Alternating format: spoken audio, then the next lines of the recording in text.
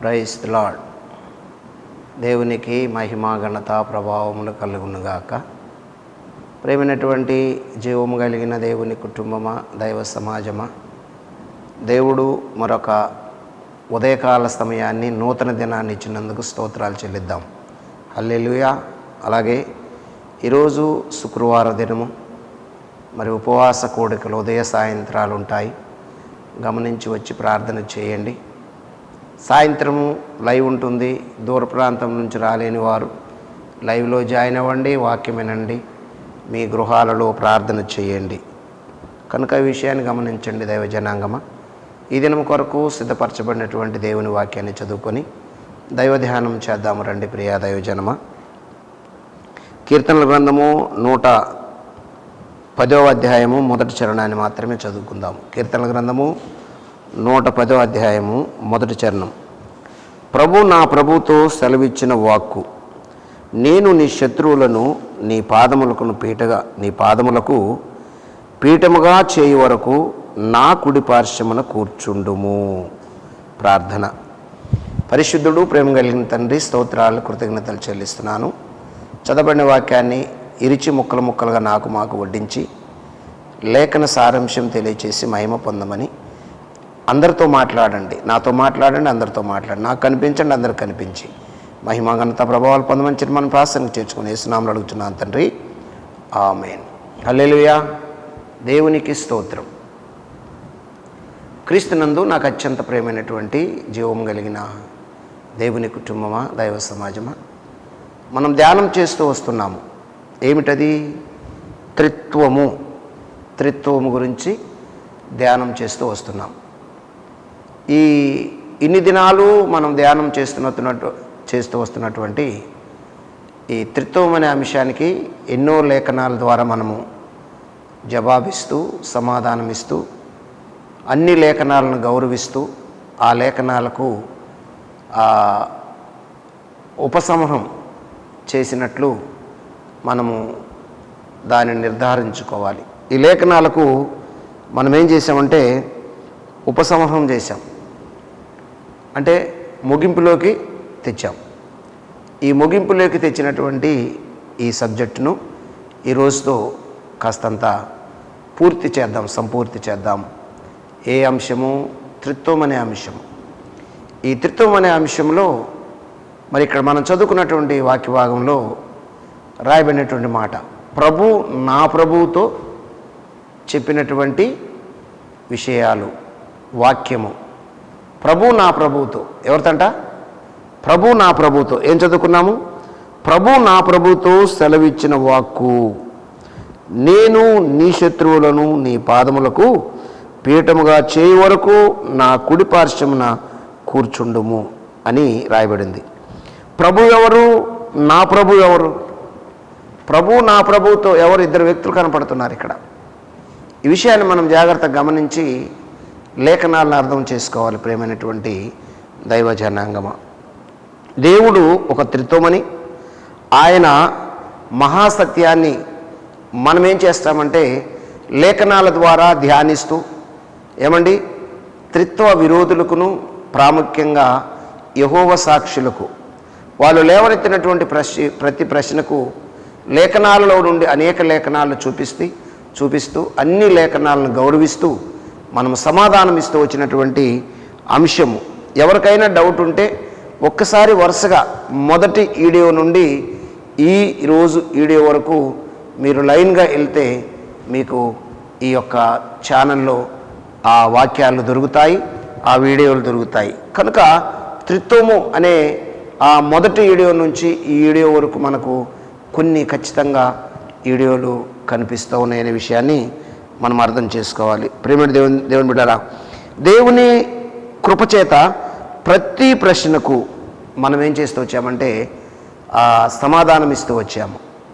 దేవుని కృప అది కేవలము నాకు బయలుపరిచిందని సత్యమని నేను చెప్పను, కానీ మరి దైవజనుడు, దేవుని చేత ఏర్పరచుకున్నటువంటి దైవజనుడు, అపోస్తలుడు డాక్టర్ అద్దంకి రంజిత్ ఓఫిరయ్య గారు ఆ త్రిత్వం అనే ఆ అంశం మీద పరిశుద్ధ దేవుని గురించినటువంటి జ్ఞానము అనే గ్రంథంలో చదివి నేను చెప్పాను. కనుక ఈ విషయాన్ని మీరు గమనించండి, ఆ బుక్ చదవండి. నేను చెప్పిన దానికంటే కూడా మీకు ఎక్కువ సబ్జెక్టు దొరుకుద్ది. ప్రియమైన దైవ జనులారా, ప్రియమైనటువంటి దైవ జనాంగమా, మర్చిపోవద్దు ఆ విషయము. కనుక మనము వీటన్నిటికీ ఆ దేవుని కృపచేత మనం ఏం చేసామంటే వాటిని ధ్యానం చేస్తూ వచ్చాము. ఏమండి, యేసు దేవుని కంటే తక్కువవాడని, యేసు ప్రభువారు దేవుని కంటే తక్కువవాడని కొన్ని లేఖనాలు, అర్థమిచ్చే లేఖనాలను వారు చదివి దాని మీద నిమగ్నమై దేవుడు ఎలా దేవుడు అవుతాడు, యేసుక్రీస్తు ప్రభువారు దేవుని దూత అని ఉంది కదా, యేసుక్రీస్తు ప్రభువారు దేవుని సేవకుడని ఉంది కదా, ఆయన ఎలాగ మీరు దేవుడని మీరు నిర్ధారణ చేస్తారు అని చాలామంది యెహోవా సాక్షులు ప్రశ్నలు వేసినటువంటి ఆ ప్రశ్నలకు మనము ఏమండి సాక్ష్యాలెత్తి లేఖనాధారముతో యెహోవాయే దేవుడు, యేసు దేవుడు కాదు అనే వాదించే వారికి, లేదంటే ఆది సంభూతుడు అంటే మొదట పుట్టినవాడు అర్థం కదా, పుట్టుక ఉన్నవాడు దేవుడు ఎలా అవుతాడు అని వాదించే వారికి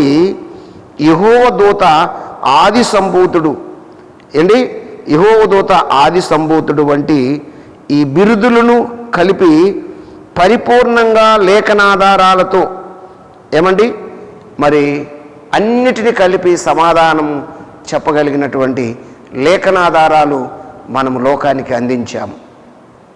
కనుక ఈ విషయాన్ని గమనించాలి. తర్వాత ఆది అయిన వాడు అని ఉంది కదా, లేదంటే ఈయన దేవుడు ఎలాగ అవుతాడు, ఎలా పుట్టాడు అని ఎబ్రీ పత్రిక 7వ అధ్యాయంలో రాయబడినటువంటి మాటలు కూడా కొంతమంది లేవనెత్తుతూ ఉంటారు. ఎబ్రీ పత్రిక 7 ప్రకారము ఆది అంతము లేని వానికి ఆ బిరుదులు ఎలాగా, ఎందుకు, ఎప్పుడు సంక్రమించాయి అని వాటన్నిటినీ వాటి లేఖనార్థాలను మనము ధ్యానం చేస్తూ నిరూపిస్తూ వచ్చాము ప్రియ దైవజనంగా. కానీ యేసు దేవుని కుమారుడని, ఏమండి, యేసు దేవుని కుమారుడని, ఆది అంతము లేనివాడు అని ఎబ్రీ పత్రికలో రాయబడినటువంటి లేఖనాల వచనాన్ని యెహోవా సాక్షులు పూర్తిగా దీన్ని ఏం చేస్తారంటే విస్మరిస్తారు, దాన్ని ఏం చేస్తారంటే పక్కన పెడతారు. అటువంటి వాటన్నిటిని కూడా మనము దేవుని వాక్యము ద్వారా యేసు దేవుడని, యేసు ఒక వ్యక్తి అని, యేసు ఒక వ్యక్తిగా వచ్చాడని, ఏమండి, యేసు ఒక బత్తాయి పండులో అమర్చబడినటువంటి తొనల్లో ఒక తొన వ్యక్తి రూపంలో వచ్చాడని మనం ధ్యానం చేస్తూ వచ్చాం. కనుక మరి సత్యాలన్నీ మనము చాలా వరకు ధ్యానం చేస్తూ వచ్చాము. చూడండి, యెహోవా సాక్షులు తమ బోధకు అనుకూలంగా ఉన్న వచనాలను వారు ఏం చేస్తారంటే గౌరవిస్తారు. తన బోధకు అనుకూలంగా ఉన్న వచనాలను వాళ్ళు గౌరవిస్తారు, కానీ మిగతా వచనాలను గౌరవించరు. సాక్షాత్తు తీతు భక్తుడు ఏమని చెబుతున్నాడు?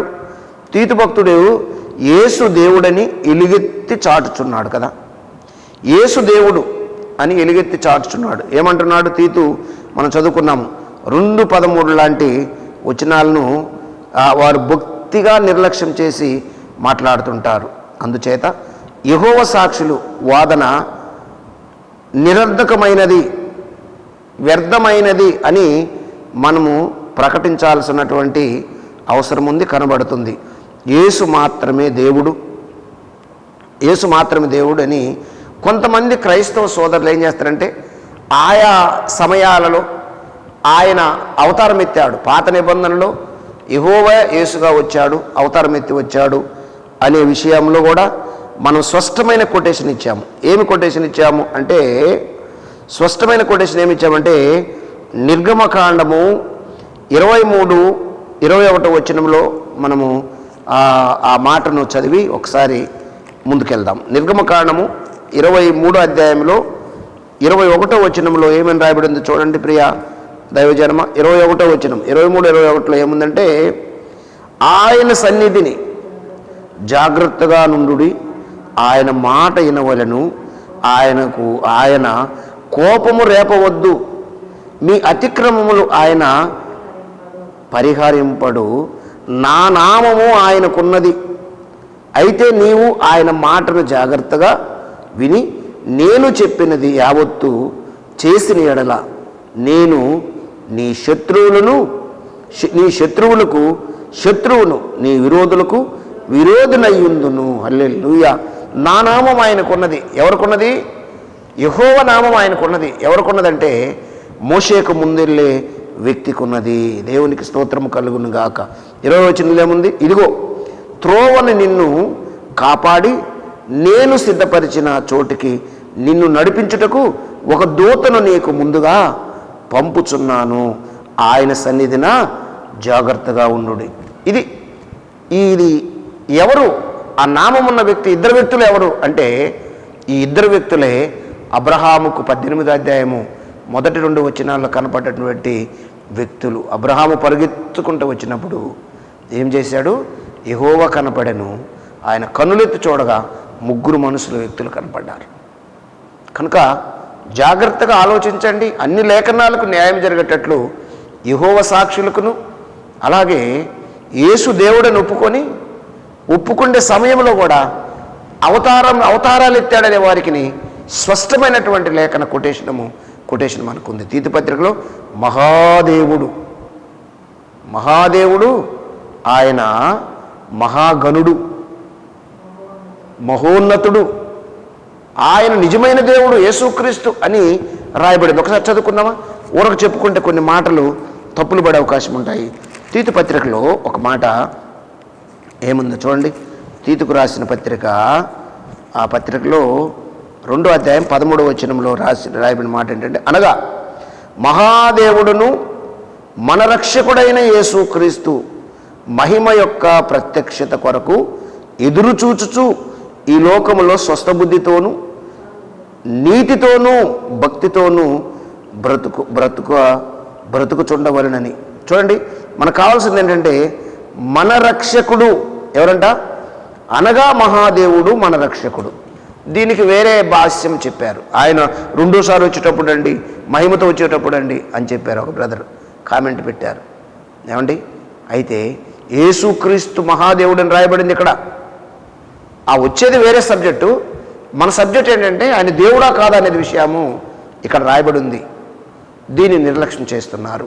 అబ్రహాం దగ్గర కనపడ్డ 3 వ్యక్తులు నిర్లక్ష్యం చేస్తున్నారు. ఇదిగో మోషే నా నామం ఆయనకున్నదని 2 వ్యక్తులు నిర్లక్ష్యం చేస్తున్నారు. వీటన్నిటికీ దేవుడు ఏం చేశాడంటే సమాధానమిస్తూ వచ్చాడు. హల్లెలూయా. ఈ సమాధానాన్ని ఖచ్చితంగా ప్రతి ఒక్కరూ అర్థం చేసుకోవాలి. ప్రేమైనటువంటి వారులారా, ఇది 21, 23, 21 ప్రకారము యెహోవా అనబడే 2వ వ్యక్తి ఈ లోకానికి శరీరధారిగా వచ్చినటువంటి మన యేసుక్రీస్తు ప్రభువారు, మన దేవుడు, శరీరధారిగా వచ్చినటువంటి దేవుడు. కనుక ఈ ప్రశ్నలకు జవాబుగా ఏమైందంటే ముక్త కంఠముతో ప్రతిఫలముగా మనము ఈ త్రిత్వాన్ని గురించి ఏంటంటే వాళ్ళు చాదృశ్యంగా ఎత్తి చూపించినటువంటి ప్రతి ప్రశ్నకు జవాబు లభించింది అని రూఢిగా నమ్ముతూ, ఇదిగో ఈ యొక్క విషయాలన్నిటికీ ఒకప్పుడేమో 3 వ్యక్తులుగాను, ఏకకాలంలో అబ్రహాముకు గుడారం దగ్గర కనిపించారు 3 వ్యక్తులుగాను, అలాగే యోర్దాను నదిన యేసు ప్రభు బాప్తీసం తీసుకుని ఆ సమయంలో కనిపించాడు. పైన ఒక ఆయన శబ్దము, బాప్తీసం తీసుకుని యేసు ప్రభు వారు, శరీరాకారంతో పౌరువాకారంతో వచ్చినటువంటి పరిశుద్ధాత్మ 3 కనిపించారు అనే విషయాన్ని ఇట్టి పరిస్థితుల్లో మరచిపోకుండా మనము చేయవలసింది ఏమిటయ్యా అంటే మనము త్రిత్వాన్ని నమ్మాలి. అంత మాత్రమే కాదు ప్రియ దైవ జనాంగమా, ఇప్పుడు మనం చదువుకున్నటువంటి కీర్తనల గ్రంథంలో 110వ వచనంలో ఏమనుంది? నా ప్రభుతో సెలవిచ్చిన వాక్కు అని దావీదు ఎందుకన్నాడో ఒకసారి అర్థం చేసుకోవాలి. ఏమండి? ఆ 2 ప్రభువులు ఎవరో? త్రిత్వ వ్యతిరేకులు చెప్పాలి సమాధానం. ఆ 2 వ్యక్తులు ఎవరో? మీ దగ్గర సమాధానం ఉందా? చెప్పండి. త్రిత్వాన్ని వ్యతిరేకించే బ్రదర్స్ ఎవరైనా చెప్పాలి. దావీదు ఎందుకన్నాడు, ఇద్దరు వ్యక్తులు ప్రభు నా ప్రభుతో సెలవిచ్చిన వాక్కు అని దావీదు ఎందుకన్నాడు? ఏమండి, ఆ ఇద్దరు ప్రభువులు ఎవరో త్రిత్వ వ్యతిరేకులు వివరించాలని కోరుకుంటూ, ఈ వాక్యమైనటువంటి దేవుడు, దేవుని యొద్ద ఉన్న ఆది యందున్నటువంటి వాక్యము, ఆ వాక్యము శరీరధార ఇచ్చినటువంటి వాక్యమని యోహాను సువార్తలు మనం చెప్పుకున్నాం. 1వ అధ్యాయము 1వ వచనము 2వ వచనంలో ప్రియా దేవుని బిడ్డలారా. కాబట్టి ఈ వచనాలన్నీ ఏంటి, న్యాయము సమకూర్చాయి. త్రిత్వం అనే ఆ పదాన్ని బలము చేకూర్చినటువంటి ఈ వచనాలు కనుక ప్రియా దేవుని బిడ్డలారా, ఎవరైతే త్రిత్వాన్ని విశ్వసిస్తున్నారో వారు ఖచ్చితంగా ఏమండి సృష్టికర్త అయిన దేవుణ్ణి, తండ్రి కుమార పరిశుద్ధాత్ములను త్రియేకునిగా నిరంతరము జీవిస్తున్నటువంటి బైబిల్ చెబుతున్నటువంటి ఆ మహాసత్యాన్ని నమ్మాలి. బైబిల్ బాగా చదివిన వారు, 66 గ్రంథాల మీద అవగాహన ఉన్నవారు, 66 గ్రంథాలను ప్రేమించేవారు, లేఖనాన్ని ప్రేమించేవారు, ఏదో నచ్చినట్లు తిప్పుకుండే వాక్యాలు కాదు. అన్ని వాక్యాలను గౌరవిస్తూ ఏది సత్యము, ఏది అసత్యం, ఏది న్యాయము, ఏది అన్యాయము, ఏది నిజము, ఏది అబద్ధము అని పరిశుద్ధాత్మ గ్రహింపుతో గ్రహిస్తే ఏకకాలములో సృష్టికర్త అయిన దేవుడు, ఒక దేవుడుగా ఉన్నటువంటి దేవుడే 3 విధాలుగా 3 శరీరాలను ధరించుకొని 3 వ్యక్తిత్వాలు కలిగి ఏక మనసుతో, ఏక భావంతో, ఏక స్వభావంతో మనుషులు తయారు చేశారు. ఆ మనుషులు త్రిత్వంగా తయారు చేశారు. ఈయన నిజమైన దేవుడని నిరూపించుకున్నటువంటి ఏకైక సృష్టికర్త ఆయన పేరే త్రిత్వమై ఉన్నటువంటి దేవుడు, నజరేయుడైనటువంటి యేసు క్రీస్తు ప్రభు. ఖచ్చితంగా నమ్మి తీరాల్సినటువంటి విషయాలు ప్రేమైనటువంటి దేవుని బిడ్డారా. దైవత్రిత్వాన్ని గురించి సకల విధముగా మనము ధ్యానము చేసి ఇది త్రిత్వము అని నమ్ముతూ త్రిత్వం యొక్క విరోధులకు మనము చెబుతున్నటువంటి విషయం ఏంటంటే, మీ దగ్గర ఏమైనా సమాధానం ఉంటే తీసుకొని రండి. ఈ దావీదు చెబుతున్నటువంటి ఈ ప్రభువుల్లో, ఇద్దరు ప్రభువుల్లో ఎవరి గురించి చెబుతున్నారు? ఒకసారి ఎవరినివ్వండి. అబ్రహాం గురించి కనిపించిన 3 వ్యక్తుల గురించి ఎవరినివ్వండి. తీతుకు కనిపించిన మహాదేవుడు, ఆ సృష్టికర్త అయిన దేవుడు, రక్షకుడు అనే దేవుడు ఎవరినివ్వండి ఒకసారి. కనుక ఈ విషయాలు గమనించండి. మాతో మీరు మాట్లాడాలనుకుంటే, మనం వీటి గురించి ఆలోచించాలి, ప్రేమపూర్వకంగా సమాధానం అనుకుంటే మా నెంబర్ చదువుతున్నాను, రాసుకోండి. 9391-209-222. ఎప్పుడు ఫోన్ చేయండి. మనం ఖచ్చితంగా ఈ సత్యాల గురించి సాత్వికముతో హేతువడుగు ప్రతివానికి సమాధానం చెప్పాలనే వాక్యాన్ని పట్టుకొని మనం వివరించుకోవచ్చు. ఇది విభేదాలు కాదు. కనుక త్రిత్వం ఉంది. అలాగని 3 దేవుళ్ళు కాదు, ఒకే దేవుడు. ఆ ఒకే దేవుళ్ళు ఈ 3 ఎలా ఉన్నారు, ఎలా వచ్చారు అనేది మంచి మనసుతో, పెద్ద మనసుతో అర్థం చేసుకొని 3 వ్యక్తిత్వాలు కలిగి మన దేవుడు పనిచేశాడు అనే విషయాలు సంపూర్ణంగా అర్థం చేసుకోవాలని ప్రేమపూర్వకంగా మనం చేస్తున్నాను. సమీపించరాని తేజస్సులో తండ్రి అయిన దేవుడు ఉన్నాడు. ఆయన దిగి వస్తే మానవ జాతికి మనుగడ ఉండదు. నన్ను చూసి బ్రతికే నరుడు లేడని మోషేతో చెప్పినటువంటి వాగ్దానము భూమి మీద నెరవేరితే అందరూ కాలిపోతారు. అందుకని ఆయన రాకూడదు. ఆయన మనసులు భరించగలిగినటువంటి మహిమను ధరించుకొని నోరు తెరిచేసరికి ఒక ఒప్ప బయటకు వచ్చింది, ఒక తొన బయటకు వచ్చింది. ఆ తొనే రక్షకుడైన యేసు ప్రభు మనుషులు చూసి భరించగలిగే మహిమను ధరించుకొని భూలోకానికి వచ్చాడు. ఆయన మీరు ఎలాగుంటారంటే నాలాగే ఉంటారు, మన పోలిక చొప్పున నరులను చేయదము అని చెప్పినటువంటి వాగ్దానము నెరవేర్చడానికి రుజువు చేశాడు యేసుక్రీస్తు ప్రభువారు.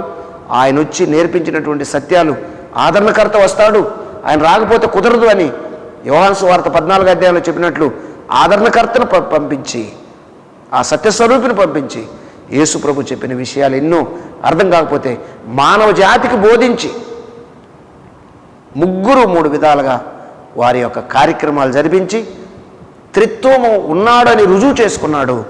త్రియేక దేవుడు, ఏకత్వంలో భిన్నత్వమైన ఏకైక దేవుడు. దేవునికి మహిమ కలుగును గాక. ఈ విషయాలు సదృదయముతో గ్రహించి అనుమానాలు ఉంటే మనం మాట్లాడుకోవచ్చు. ప్రియాదేవి జన్మ విషయాలు గమనించండి. రండి ప్రార్థన చేసుకుందాం. పరిశుద్ధుడు ప్రేమ కలిగిన తండ్రి, స్తోత్రాలు. త్రిత్వం గురించి ఇంతవరకు ప్రభువా ఎన్నో సత్యాలు ప్రభువా మీరు వెలుగులోకి తెచ్చారు. స్తోత్రాలు అయ్యా. ఆసక్తి కలిగిన బిడ్డలందరూ అయ్యా ఈ వీడియోస్ అన్నీ ఇని ఇది త్రిత్వము అని తెలుసుకోవటానికి ప్రభువా, గ్రహించడానికి మనసు ఇవ్వండి. ఇంకా అర్థం కాకపోతే ప్రభువా మేము కూర్చొని దాన్ని ధ్యానించడానికి కృప చూపించండి. నీ బిడ్డలందరిని ఆశీర్వదించండి. దినదీవిన దినరక్షణ దయచేసి మహిమ ఘనత ప్రభావాలు పొందమని చిన్నమని మీ పాసానికి చేర్చుకోమని యేసు నామములో స్తుతించి ప్రార్థించి వేడుకుంటున్నాం తండ్రి. ఆమేన్. God bless you. దేవుడి మిమ్మల్ని దీవించి ఆశీర్వదించును గాక.